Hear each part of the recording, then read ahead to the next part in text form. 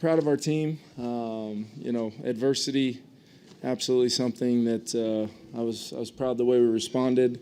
There was a lot of things that we really wanted to emphasize, starting with our defense. I thought they were really the backbone tonight for us, not only forcing 2 turnovers with Murph and Harry, but just the way they were able to answer the bell, even on a short field there in the second half.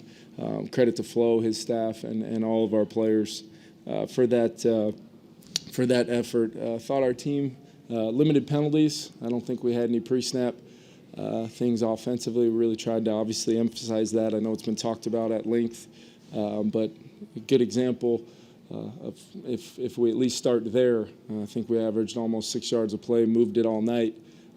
Some critical turnovers, and then we've got even against a good front with a new left tackle. Still, the expectation is just to protect Sam a little bit more, give him an opportunity to keep getting the ball out of his hands. Thought there were some huge performances from Jets. Loved the way Cam Akers popped a little bit, coming in there, really showing what he's capable of. And then Jordan Addison's catch was one of the better catches over there in a pretty critical moment, coming out of the half, wanting to get 7. Josh Oliver was huge, critical touch. The catch everybody's going to talk about at the end in 4 minutes, but I thought he was a fantastic blocker, as he always is, physical all night long, and was really significant. Give credit to Cam Robinson, showing up here about 72 hours ago and played a lot of snaps for us, and once again, just to Kwesi and his staff for getting that done. The feeling you have as a head coach when you can bring in a player like that on short notice, trust your staff, but also just being very thankful for Kwesi getting that done. And then T.J. Hawkinson, just unbelievable seeing 87 run out on the field and be part of this thing, because he's a foundational player for us in this organization. Kevin, the first drive of the second half when you had, is that kind of how you envisioned? Because you haven't had TJ and Jordan and Jefferson all together. I think it was only like the 6th time maybe, but they played the entire game.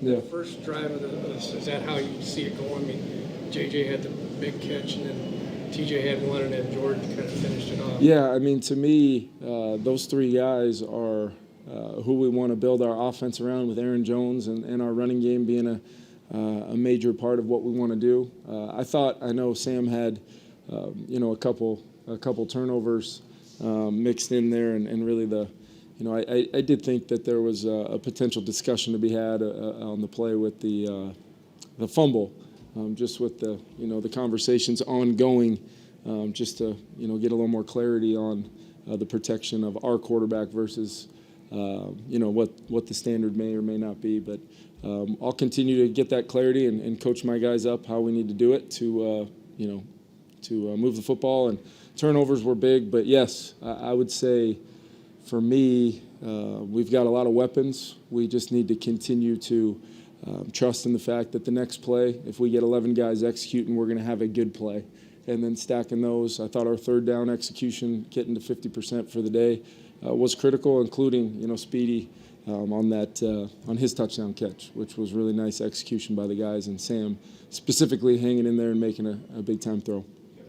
Coverage looks you guys got on for Justin tonight. When you see the one-on-one coverage, what kind of goes through your mind whenever that pops up? Yeah, we go a few snaps now in some games without seeing it. So, I normally try to hide, my reaction to it when we break the huddle, and I can tell what might occur, Ben. But it was a critical moment for Sam and him to pitch and catch on that long throw, getting us down there and ultimately get 7. But Justin, I thought, was phenomenal. I really felt him all game long from a leadership standpoint, which is phenomenal to see, along with B.O. and C.J., Aaron Jones in that huddle.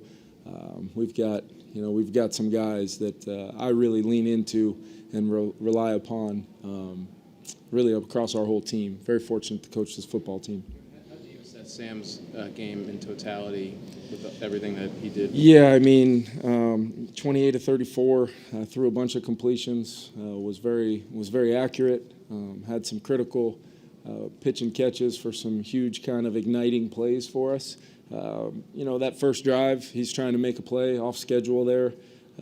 Got to go back and look at it, but they played zone coverage, split safety like we saw the majority of the night, and he's just moving. Chance to, possibly find Jalen Naylor out in the flats late in the down, but I want him to be aggressive on those scrambles because he's a very talented thrower. Might have just left that, a little short there. If he can get it up and over the defender, maybe TJ has a shot at it. But once again, going to be my trust in Sam is something that I think is going to be a winning edge for our football team. And to win a football game when we lose the turnover battle, that means your quarterback played well. That means there were some plays to be made, 29 first downs, we moved it, and just stayed the course, although you'd like to see us be able to capitalize on the defense's performance and, not have 0 points at halftime. But proud of the 21 in the second half, proud of the way our guys battled. Talking to the officials after the fumble, what explanation did they give you for why they picked that flag up? Yeah, it seemed to be they were concerned about whether it was a face mask or not. That was not part of my argument. I just thought that there was contact to the head and neck area of the quarterback.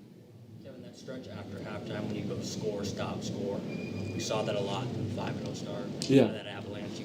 Yeah, that's still in this football team, Dane. It's still very much a part of who we are. Look, we lost 2 very tough games in 5 days, one of which we went to the West Coast, 4 days after losing to the team that's at the top of the division and a really good football team that we were right down to the wire trying to win in front of our fans at home against. I got to make sure I continue to do a better job. It starts with me always, but I do know this. I do know our guys had a great week of prep. It felt like we had that pop back. We were flying around, especially defensively, and offensively the execution was improved. I think there's a lot to pull from this, and yet still have a lot of runway to improve as a team when we can limit our turnovers and still have that kind of performance in certain aspects of our offense. And then I flat out loved the last drive. Really getting, they know we're running it. Aaron physical. Guys, winning at the line of scrimmage, and then right about the time you get a chance to, try to throw one in, or at least subtly offset what they're doing to defend the run, we throw a touchdown. So big time performance there late by the offensive line, leaning on people, Josh Oliver, Johnny Munt, and then to put it in there was a big time moment. Yeah, hopefully people saw a guy that knows how to run the football, not only just in this offense, but at this level. I mean, the patience, the ability to find space. It's a good front. It's a good front when they've got 90 and 99 in there. We're trying to stay connected and really try to get some movement. So a lot of times the subtleness and the patience of the back helps those guys stay on those combinations a little longer. We get that movement. J.O., Munt, TJ. I thought C.J. Ham gave us some good snaps as well in 21. But to find that space in there, both, by him there, when he had got a chance to really, I think it speaks to watching Aaron, kind of seeing some things, and then go right in there and have it applied. I thought it was big, and it was great to see him out there and doing his thing. Second interception, was he just maybe going too quick through, or I guess? He's aggressive on those dagger throws now, and he throws them about as well as anybody I've ever been around. It's one of his favorite throws. First and 10, P and 10. Want to stay aggressive as a play caller. I thought the protection was phenomenal on that play. That's just, as great as he feels about ripping those dagger cuts, sometimes the defense can make you say no, check the ball down and move on, like he did when we needed to throughout the night. And the 28-34 is, speaks to his ability to flat out throw the pill. I mean, this guy can throw the football and love every aspect of what he's doing within our offense right now. And I'm sure Sam will be hard on himself about those 2 interceptions, but I'm going to stay aggressive with him because I do think my confidence in him, which is genuine, it's real. It is, like I said, a winning edge for us moving forward. Last couple of broadcasts, they mentioned that Will Reichard might have had some thigh discomfort or something, or he was uncomfortable or getting treatment for it. Is there anything there? Yeah, just at some point in the first half.